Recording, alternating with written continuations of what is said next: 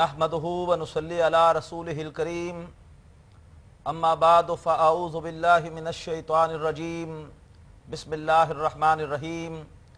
मोहतरम नाज़रीन, अस्सलामु अलैकुम व रहमतुल्लाहि व बरकातुहू। अल्हम्दुलिल्लाह क्यू कैंपस के इस प्रोग्राम अरबी ग्रामर बराए कुरान फहमी में हम सूरतुल हदीद की आयत नंबर 15 का तर्जुमा कर रहे थे और हमने अब तक इस आयत में जो हिस्सा पढ़ा है उसको फिर से दोहरा लेते हैं। अल्लाह तबारक व तआला यहाँ पर खिताब फरमा रहे हैं मुनाफिकीन से। अल्फाज ये हैं कि फ़लयौम ला युख़ज़ु मिनकुम फ़िदियतुन वला मिनल्लज़ीन कफ़रू। फ़लयौम, बस आज के दिन, ला युख़ज़ु मिनकुम फ़िदिया, नहीं लिया जाएगा कोई फ़िदिया तुमसे, वला मिनल्लज़ीन कफ़रू, और ना ही कोई फ़िदिया लिया जाएगा उन लोगों से जिन्होंने कुफ्र किया। यानी ऐ मुनाफिकों, दुनिया में तुम मोमिनीन के साथ शामिल थे, लेकिन आज तुम्हारा मामला होगा कुफ़ार के साथ। अल्लाह ताला हमें इस अंजाम बद से महफूज फरमाए। अब उसके बाद अगले अल्फाज क्या हैं वो हम आज पढ़ेंगे। आइए तर्जुमे का आगाज़ करते हैं। फरमाया,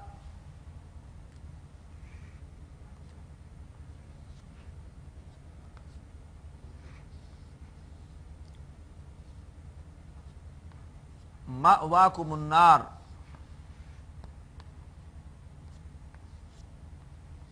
मअवाकुमुन्नार, मअवा असल में है ये इस तरह से मअवा, और जब या को मिला के लिखा जाता है तो इस तरह से या का दंदाना नजर आता है। असल में है मअवा।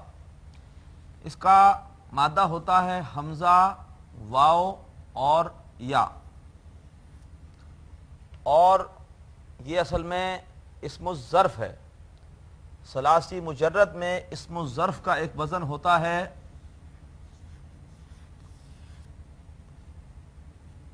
मफ़अलुन। अब जब आप इस वज़न में हमज़ा, वाव और या का मादा प्लेस करेंगे तो ये असल में हो जाएगा फ़ा की जगह हमज़ा, ऐन की जगह वाव और लाम की जगह या। तो ये हो जाएगा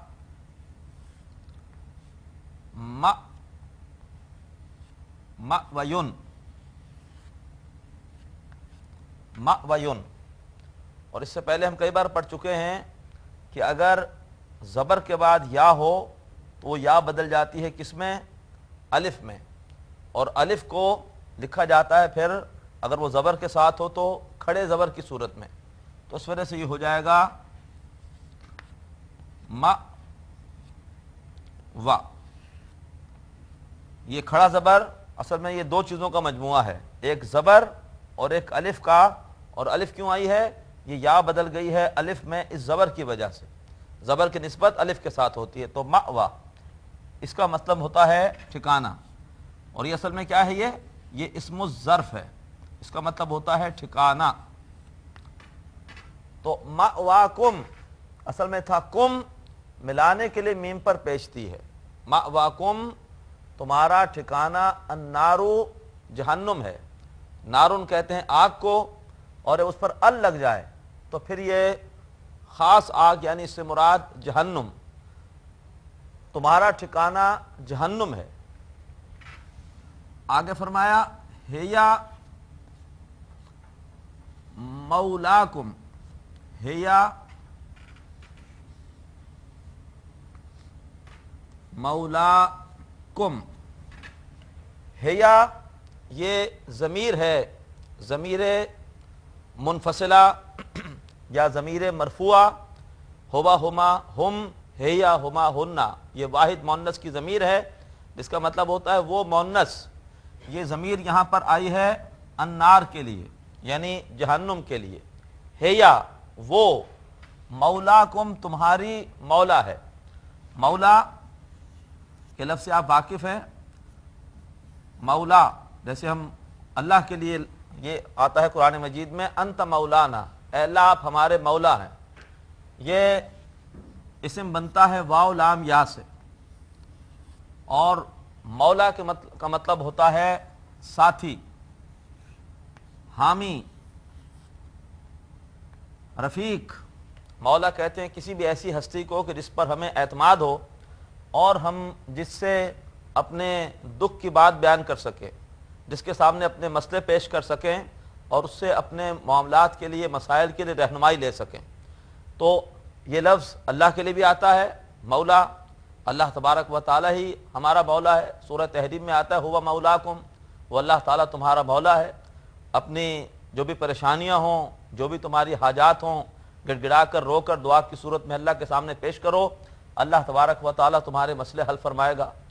اسی طرح سے مجازی طور پر دنیا میں بھی اگر کوئی شخص ایسا ہے کہ جس کے خلوص پر آپ کو اعتماد ہے تو آپ اس کے لیے لفظ مولا استعمال کرتے ہیں، جیسے ہم کہتے ہیں مولانا کسی بھی بزرگ ہستی کے لیے کہ وہ ہمارے رفیق ہیں، ہمارے ساتھی ہیں۔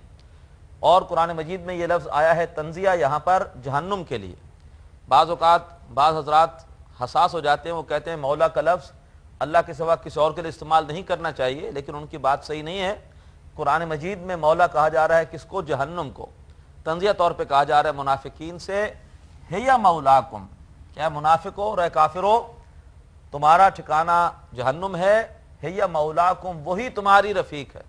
آج تمہیں جو بھی تکلیف ہے، جو بھی دکھ ہے، اس آگ کے سامنے اپنا دکھ بیان کرو، جو کچھ کہنا ہے اس آگ سے کہو۔ آج تمہارا کوئی دوست، کوئی حامی نہیں ہے سوائے آگ کے۔ اللہ تعالیٰ ہمیں اس سے محفوظ فرمائے۔ ہیا مولاکم، وہ آگ ہی تمہاری رفیق ہے، وہی آگ ہی تمہاری ساتھی ہے۔ جو بھی دکھ درد بیان کرنا ہے، جو فریادیں کرنی ہے، اسی سے کرو۔ ہیا مولاکم، وہی تمہاری ساتھی ہے، رفیق ہے۔ وَبِئْسَ الْمَصِيرُ، وَبِئْسَ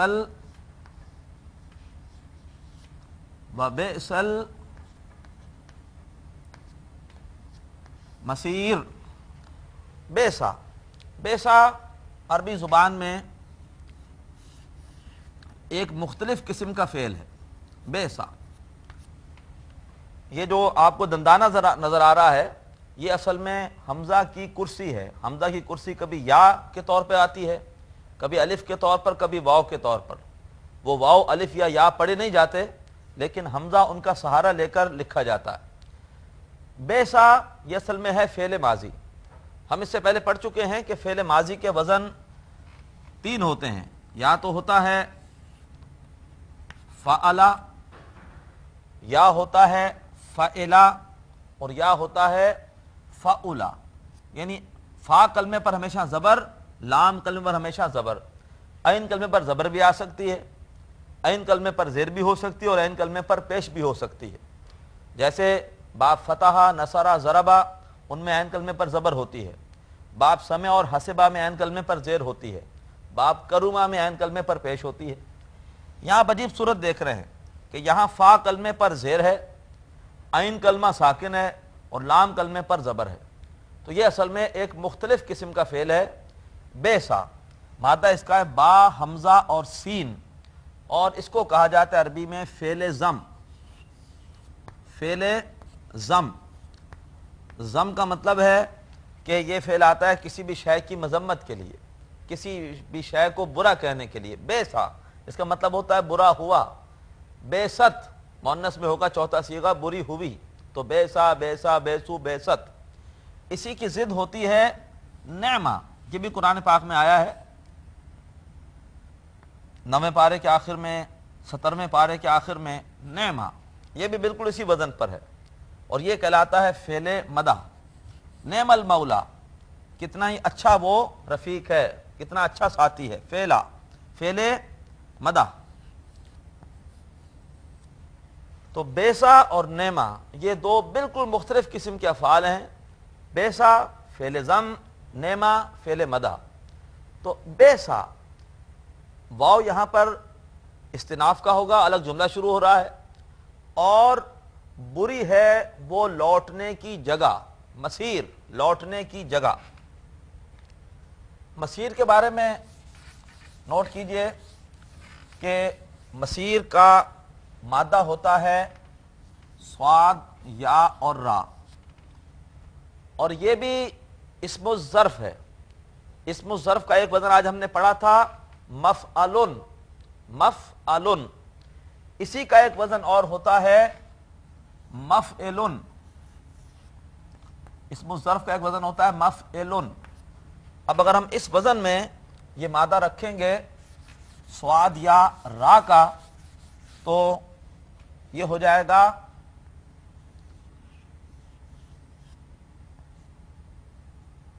مسیرن، مسیرن۔ اور دیکھیے یہ اجوف ہے، درمیان میں یا ہے، اور جب بھی مادے کے درمیان میں حرف علت ہو تو وہ اجوف ہوتا ہے۔ اجوف کا قاعدہ یہ ہے کہ اگر اس سے پہلے حرف صحیح ساکن ہو تو یہ اپنی حرکت اس کو دے دیتا ہے، تو یا کی حرکت پیچھے منتقل ہوگی اور یہ ہو جائے گا مسیرن۔ اور یہ اسم الظرف وہ ہوتا ہے جو کہ کسی جگہ یا کسی وقت کو ظاہر کرے۔ ماوا ٹھکانہ ایک جگہ ہے، مسیر اس کے معنی ہوتے ہیں لوٹنے کی جگہ۔ سواد یا را مادہ اگر آپ لغت میں جائیں گے تو آپ کو ملے گا یہ باب ضربہ سے، اس کے معنی ہوتے ہیں لوٹنا، سارا یسیرو لوٹنا، تو مسیر لوٹنے کی جگہ۔ وبئس المصیر، اور وہ بری ہے لوٹنے کی جگہ۔ مأواکم النار، تمہارا ٹھکانہ جہنم ہے، ہی مولاکم، وہ تمہاری ساتھی ہے، رفیق ہے، غمخوار ہے۔ وبئس المصیر، اور وہ بری ہے لوٹنے کی جگہ۔ یہ آیت نمبر 15 مکمل ہوئی۔ اب آئیے آیت نمبر 16 کی طرف۔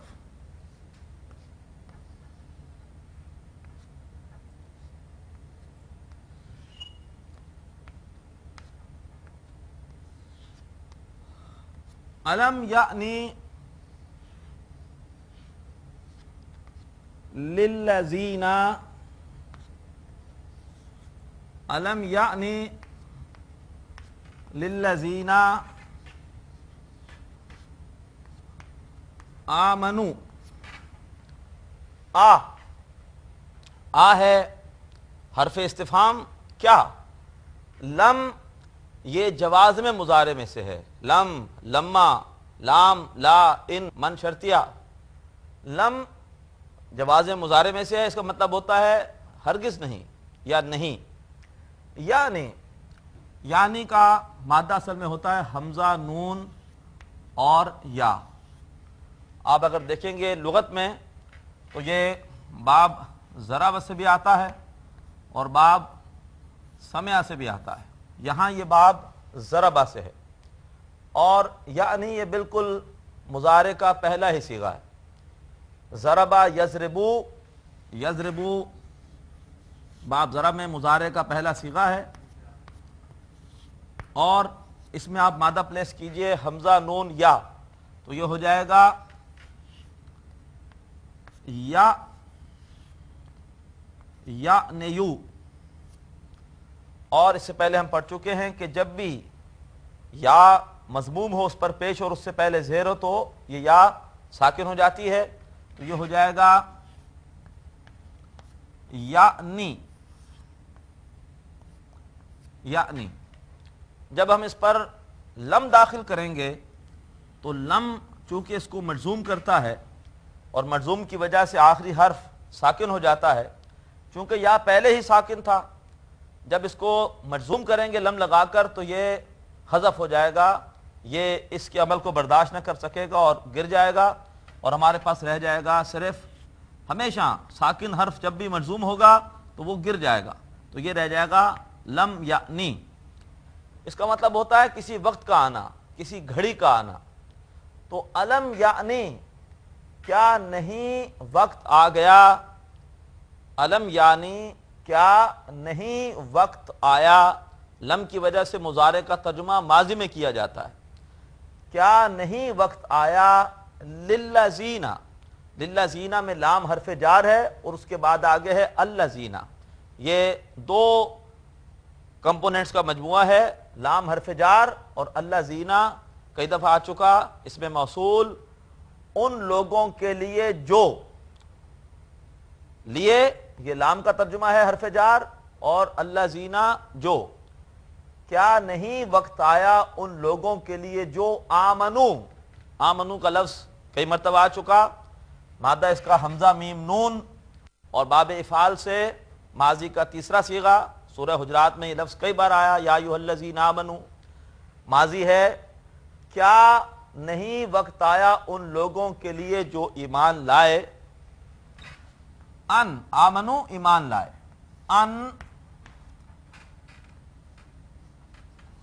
ان تخشع، ان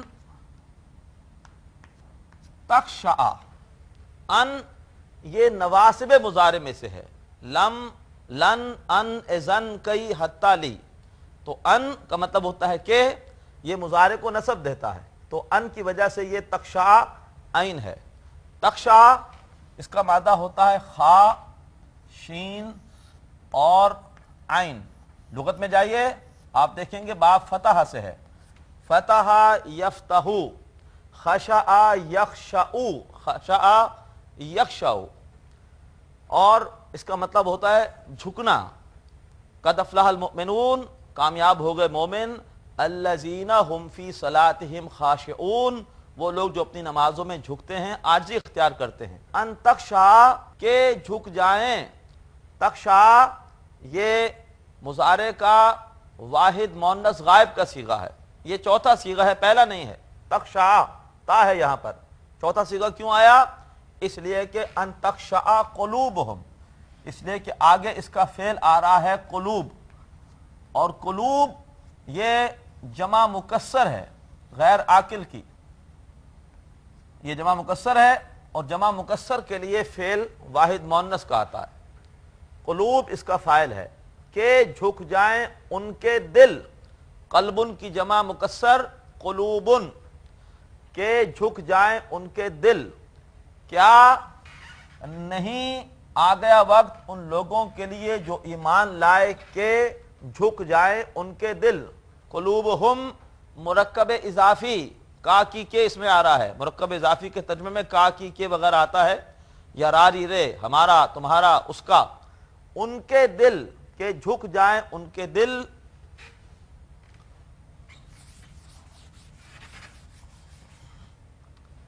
لذکر اللہ،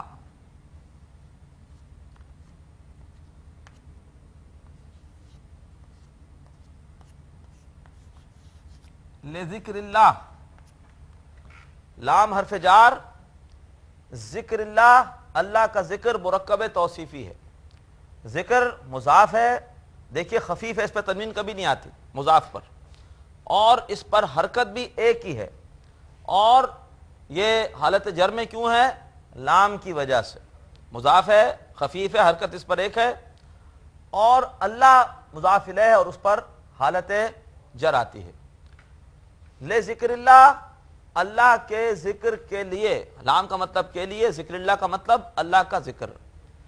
کیا نہیں وقت آیا ان لوگوں کے لیے جو ایمان لائے کہ جھک جائیں ان کے دل اللہ کے ذکر کے لیے؟ وما نزل، وما نزل من الحق، وما نزل من الحق، واو پھر استناف کا، اور ما جو کہ، ما موصولہ ہے جو کہ، نزلہ، نزلہ کا مادہ نون زا لام، لغت میں آپ دیکھیں گے تو باب ضربہ سے آتا ہے، نزلہ ینزلو، ضربہ یضربو، نزلہ ینزلو، پہلا ہی ماضی کا صیغہ ہے، اس کا مطلب ہے اترنا۔ ما نزلہ جو اترا ہے، من الحق، حق میں سے، یہ مرکب جاری ہے، من معنی سے، حق کا مطلب حق، اس سے مراد ہے قرآن۔ کیا نہیں وقت آیا ان لوگوں کے لیے جو ایمان لائے کہ جھک جائیں ان کے دل اللہ کے ذکر کے لیے، اور اس کے لیے، اور اس کے لیے جو نازل ہوا ہے حق میں سے، یعنی قرآن کے لیے۔ محترم ناظرین، بہت ہی اہم مضمون ہے جو کہ اس آیت نمبر 16 میں چل رہا ہے۔ اللہ فرما رہے ہیں کہ ہم نے تمہارے سامنے دین کے تقاضے رکھ دیے کہ دین کے لیے انفاق بھی کرنا ہے، اور اپنے ایمان کو بھی حقیقی ایمان میں تبدیل کرنا ہے۔ اگر ایمان اور انفاق کی دولت ہوگی تو قیامت کے دن پل صراط کے تاریک مرحلے کو عبور کر جاؤ گے، اور اگر نہیں ہوگا تو منافق قرار پاؤ گے اور ٹھوکریں کھا کے جہنم میں جاؤ گے۔ یہ ساری باتیں سننے کے باوجود اگر تمہارے اندر کوئی دین کی خدمت کا جذبہ پیدا نہیں ہوتا تو تم کس چیز کا انتظار کر رہے ہو؟ یہ شیطان تم سے تاخیر کرا رہا ہے۔ اتنی باتیں سننے کے باوجود کہ اب بھی وقت نہیں آیا کہ تمہارے دل اللہ تبارک و تعالیٰ کی یاد اور اللہ تعالیٰ کے اس کلام کو سن کر گڑ گڑائیں، اللہ کی یاد کے لیے جھک جائیں۔ اللہ تبارک و تعالیٰ ہمیں اس قرآن حکیم سے سبق حاصل کرنے کی، ہمیں اس قرآن مجید کے ان ساری باتوں سے عبرت حاصل کرنے کی توفیق عطا فرمائے، اور مال اور جان سے اپنے دین اور اللہ کی کتاب کی خدمت کی توفیق عطا فرمائے۔ آج ہم اسی پر اکتفا کر رہے ہیں۔ اللہ تبارک و تعالی ہماری اس قرآن فہمی کی کاوش کو قبول فرمائے۔ اجازت دیجیے، وآخر دعوانا ان الحمد للہ رب العالمین۔ ناظرین، ابھی آپ نے پروگرام عربی گرامر برائے قرآن فہمی کا لیکچر نمبر 46 ملاحظہ فرمایا۔ اب آپ کے سامنے اس لیکچر سے متعلق سوالات پیش کیے جا رہے ہیں۔ ان سوالات کے صحیح جواب دینے والے ناظرین کو کیو ٹی وی کی جانب سے کورس کے اختتام پر سرٹیفکیٹس دیے جائیں گے۔ سوالات یہ ہیں۔ پہلا سوال ہے، مأویٰ ڈیش ہے؟ اے اسم الفاعل، بی اسم الظرف، سی اسم المفعول۔ دوسرا سوال، بئسا ڈیش ہے؟ اے فعل مدح، بی فعل مجہول، سی فعل ذم۔ تیسرا سوال، یعنی کا مادہ ہے ڈیش؟ اے حمزہ نون یا، بی یا حمزہ نون، سی حمزہ یا نون۔ چوتھا سوال، لذکر اللہ ڈیش ہے؟ اے مرکب توصیفی، بی مرکب جاری، سی جملہ اسمیہ۔ محترم ناظرین، سوالات ایک بار پھر سماعت فرمائیے۔ پہلا سوال ہے، مأویٰ ڈیش ہے؟ اے اسم الفاعل، بی اسم الظرف، سی اسم المفعول۔ دوسرا سوال، بئسا ڈیش ہے؟ اے فعل مدح، بی فعل مجہول، سی فعل ذم۔ تیسرا سوال، یعنی کا مادہ ہے ڈیش؟ اے حمزہ نون یا، بی یا حمزہ نون، سی حمزہ یا نون۔ چوتھا سوال، لذکر اللہ ڈیش ہے؟ اے مرکب توصیفی، بی مرکب جاری، سی جملہ اسمیہ۔